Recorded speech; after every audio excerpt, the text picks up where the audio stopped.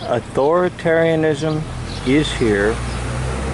In fact, it has been here for quite a while. So I'm taking you to a very historic spot in my journey in life. I was out walking on a Saturday evening, and I crossed this busy road right here. And I was trying to contemplate what I would do once I came across the road and landed to about this spot right here.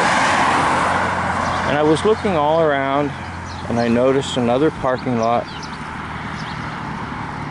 and some stores. And I also noticed a guardrail. Now, my mind is on where am I going next? And so I proceed to walk here. And right there, my foot goes down. Whoop, I almost fell again. Can you see? That's a pretty deep hole. So now you see the traffic right here along this road. And here I am right here. And my foot goes into this hole right here.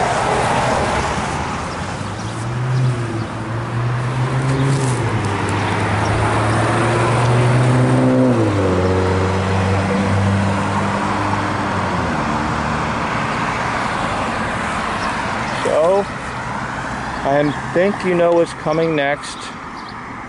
Down I go, and because I'm proceeded in this direction here, towards the rail, oh, probably right about here.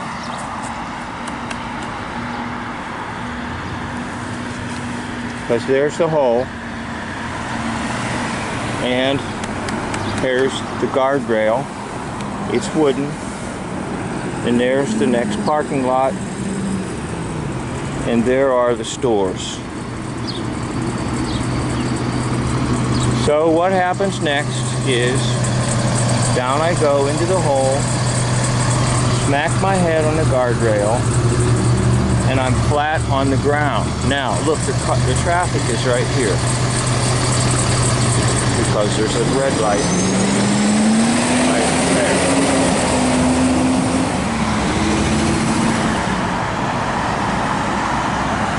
So I'm on the ground,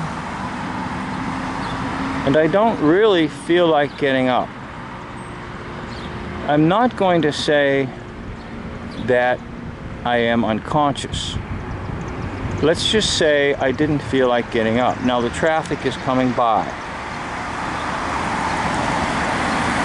And I presume somebody saw me lying here. Now, it would have been a simple matter, particularly if there had been a red light, to just get out of the car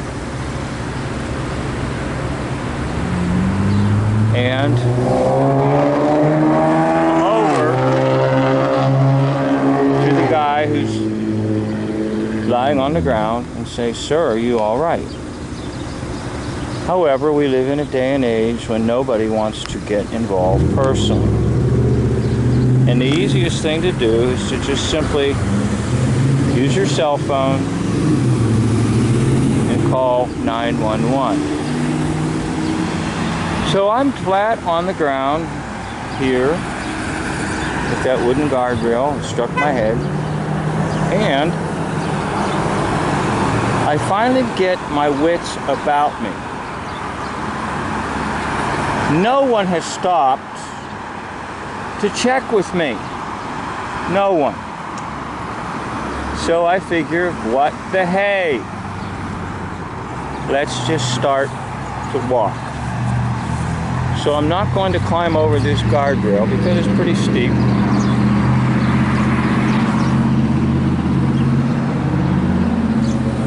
So I start a-walking. Now I'm a little bit woozy, but I'm okay. I kind of feel like I was in Twilight Zone for maybe 3 minutes or more. I was not unconscious. So, I'm walking like this, trying to get to where I can get off of this little island type thing, and I'll show you backwards where the hole was back there. So I'm walking along, minding my own business, and I begin to get into the shopping area, which is right about here.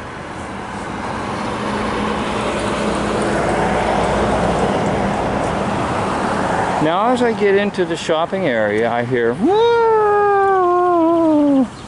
woo, woo, woo. Oh, you know how they love the sirens. Woo. Now, the people with the sirens, who call them the sirens from mythology, they're a little bit confused because that happened over there. And there's no guy lying on the ground. However, they did see some guy begin to walk over this way. So I'm just walking along, minding my own business. Remember, I'm a sovereign on the land. I'm a free individual. And all that happened to me was I fell boom, like a little boy outside playing on the play yard. I fell boom. So right about now, I'm at this point here,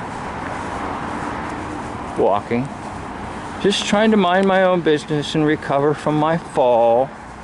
And then on this side of the building comes woo, woo, woo, and it's an ambulance. And so I stop approximately here and I begin to talk. Sir, did you just fall? Yes. Sir, would you like us to take you to the hospital? No, thank you. Sir, are you sure you're all right? Yes, I think I'm okay. Are you sure you don't want us to take you to the hospital? Now, their siren is off, so we hear another siren.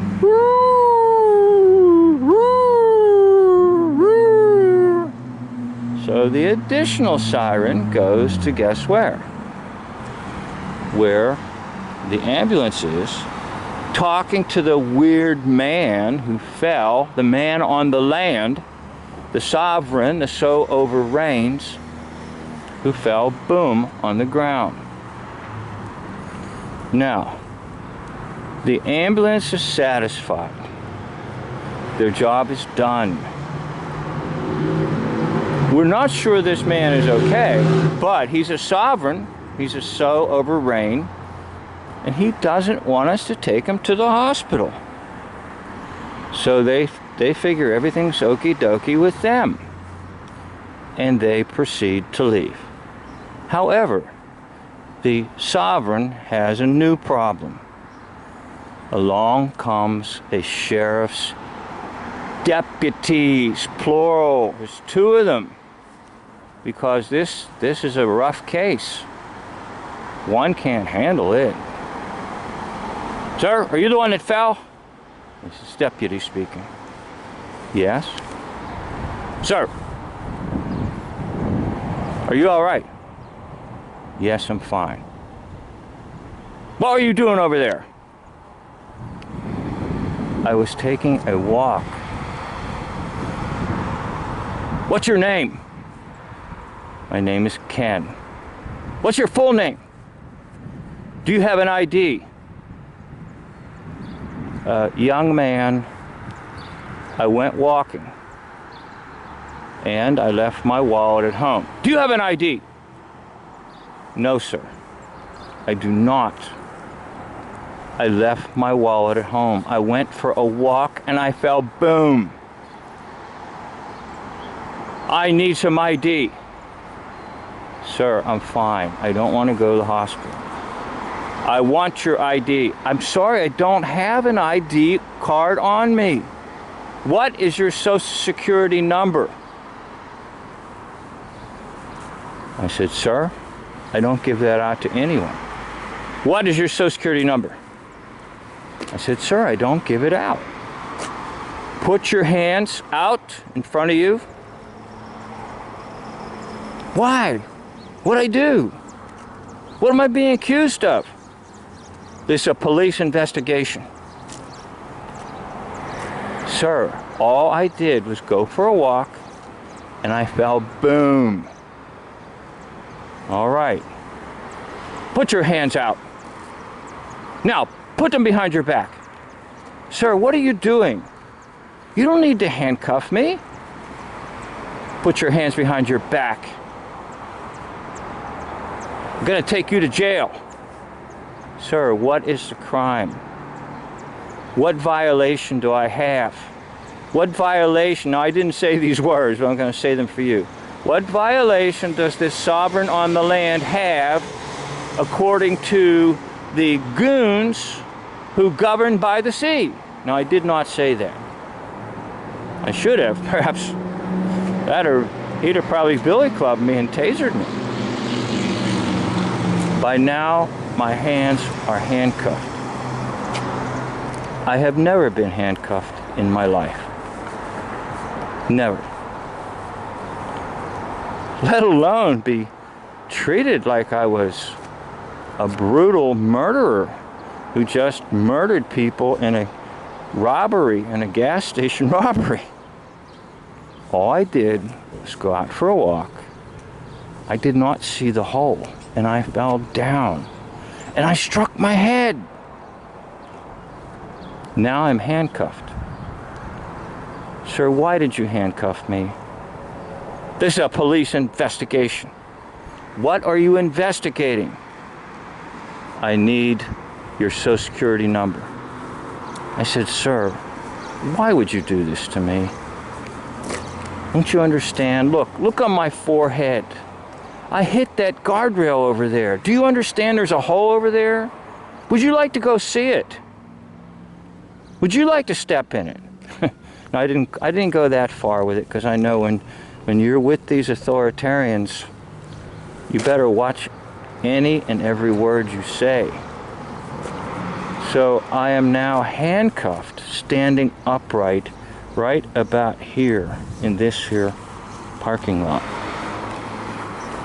To me, I have just entered not just the twilight zone, but the absolute authoritarianism zone. All right? So, I am standing there, handcuffed. It was hot. I had a bottle of water. And I asked the deputy's deputy, could you please take that bottle of water and just put it to my mouth and let me have some water? And he stared off into the distance. Now here's the real good one. You'll like this part. And I love it too. For whatever reason, on this walk, I put in my pocket something, my shirt pocket. So, they decide, well, I'm handcuffed, I'm standing there, to conduct a search. There's no warrant, there's no crime, there's no evidence of anything except a story told by a man that he fell and hit his head. And the deputy, the second deputy, number 2, reaches into my shirt pocket because it appears that there's a pack of cigarettes or something in a case that is suspicious. And I just couldn't wait for him to pull it out. And I just loved the expression on the face. Do you know what I had in my shirt pocket, people? I had a small King James version of the Holy Bible. You know, the Gideons give them out. They fit in your shirt pocket. New Testament and Psalms.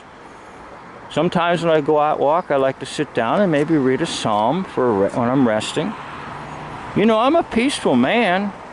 I'm a peaceful man on the land. I must sow over rain. So, they're not really done with me yet, because he had to call into headquarters.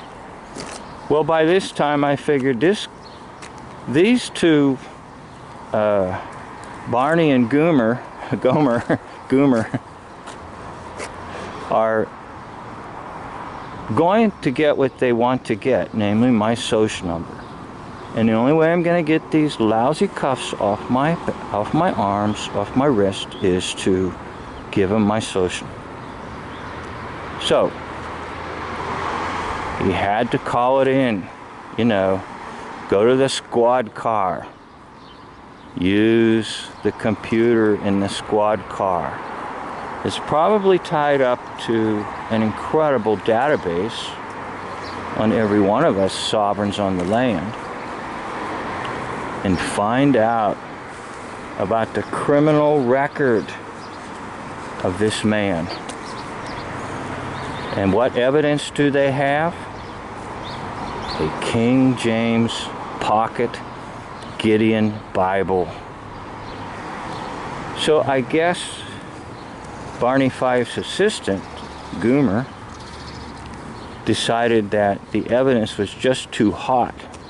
He better put it back in the file drawer.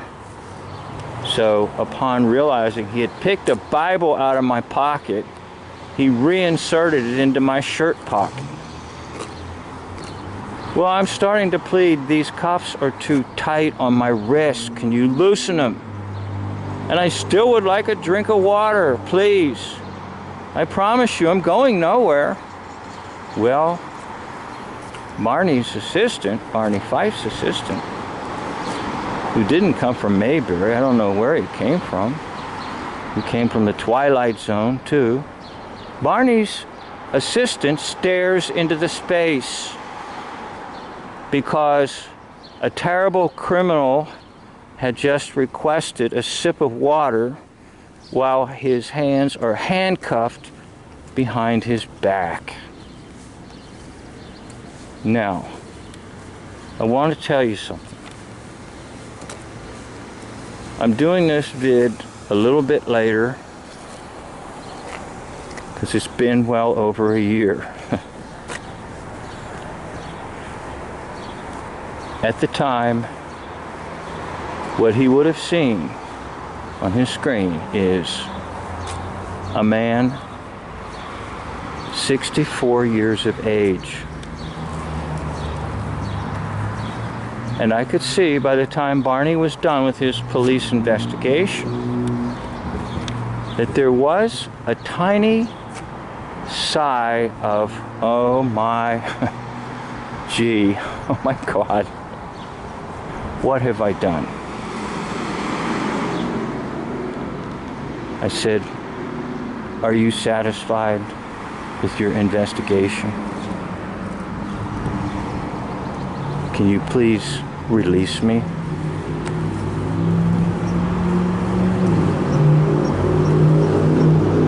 I almost gave these two young men a lecture because they both would have qualified to be my son or sons.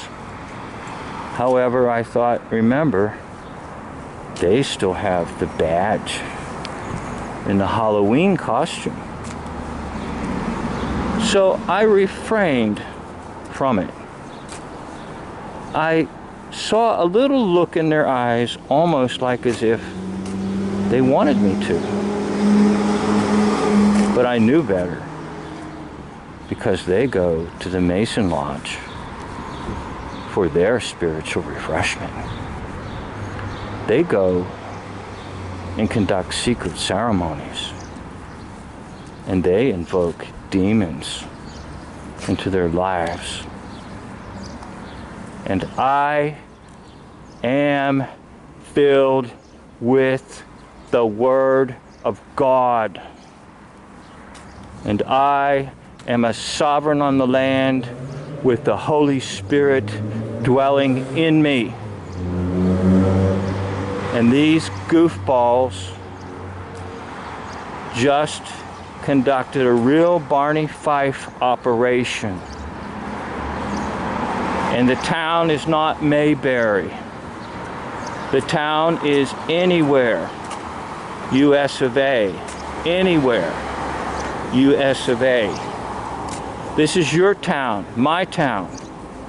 This is any town, city, location, from the East Coast to the West Coast. This is any inhabitant on the land. I don't care what age you are. You can expect the new brown shirts to arrive in full force. You can expect the black shirts to arrive in full force. These were the ones who provided the muscle power in Nazi Germany, the brown in Germany, the black in Italy. What color are the shirts in your land, in your city? Well, back to the crime scene, because Barney needed a crime scene. He was convinced I was a criminal. Now, what led his mind to do this? By the way, I'm going backwards. We're going back to the holy ground. Holy, get it? H-O-L-Y, holy ground. What led Barney to be this way? Now you can see the hole up ahead there is very, very difficult to spot. Very difficult. And you can have pity on me, right? Because there it is.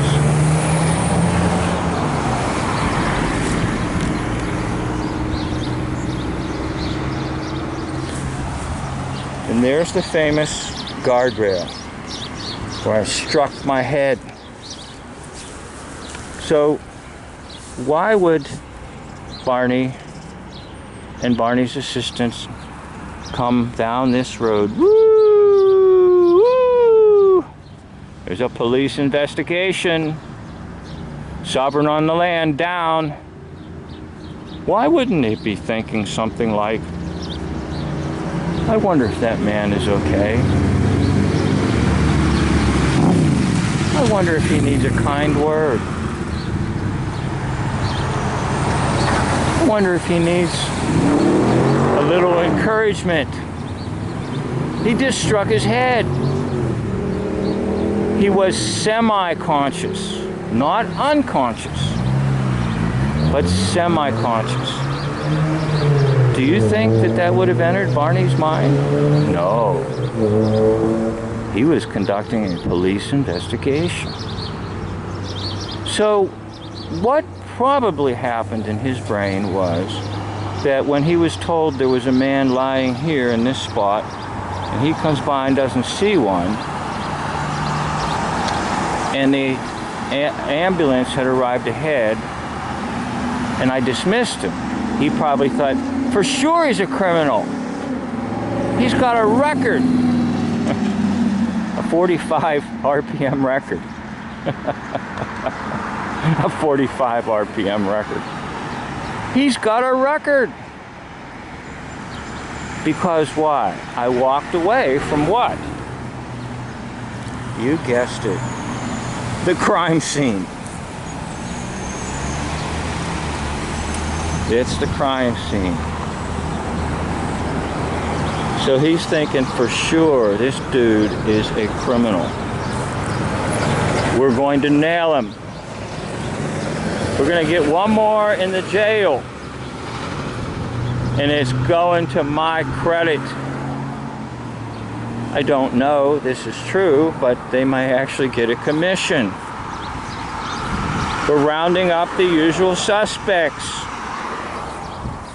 and getting them in the jail. They might. I don't know. Because remember, a lot of it is what?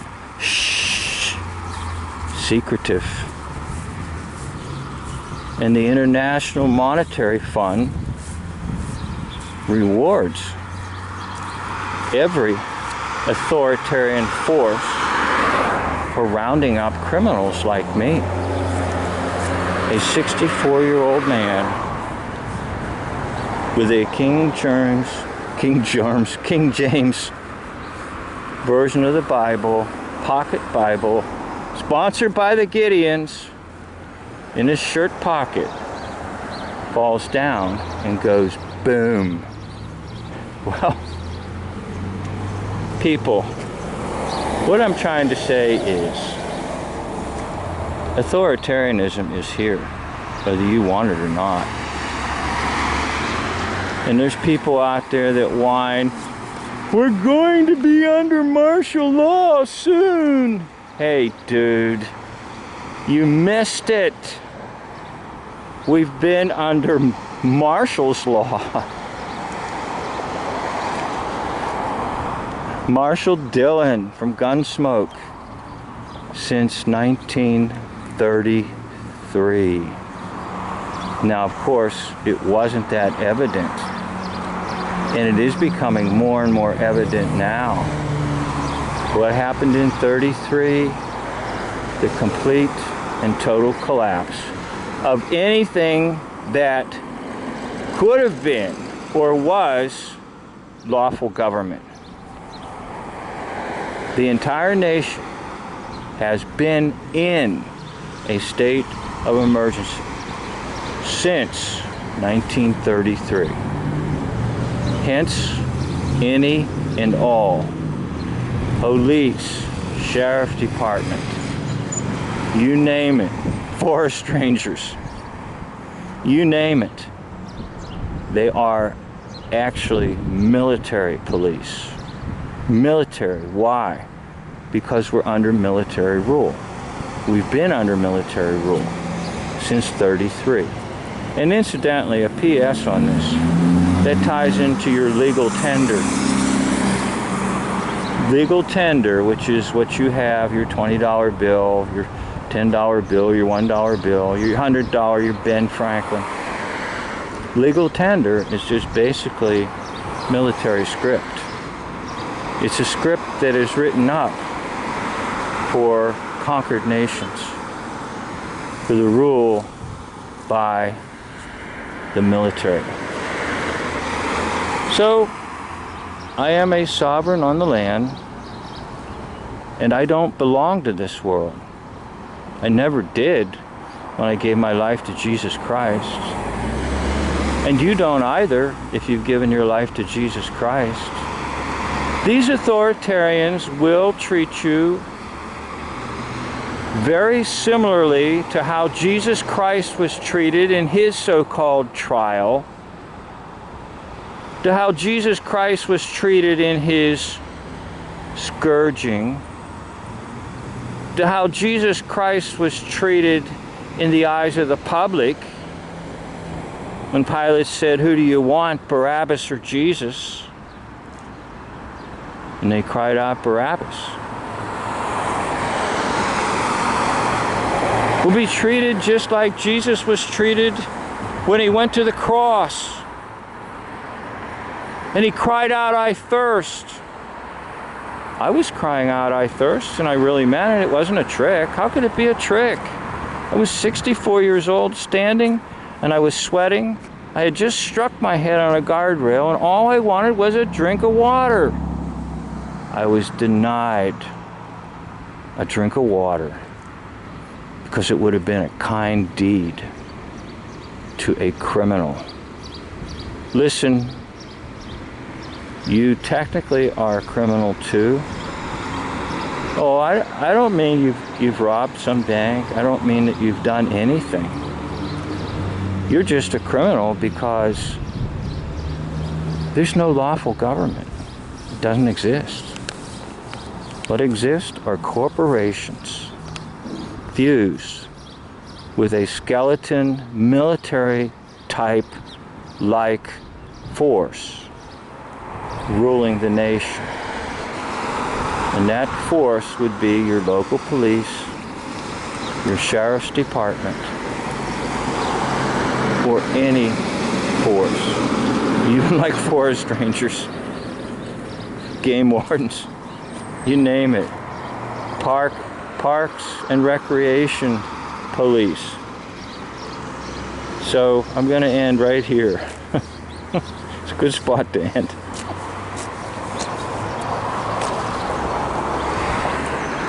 A sanitary sewer. Basically, the whole world around you is one sewer.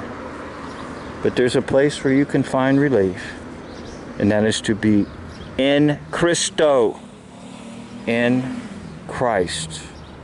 You will find relief from the sewer of this world in Jesus Christ, the way, the truth, and the life. Thank you for listening. Thank you for watching.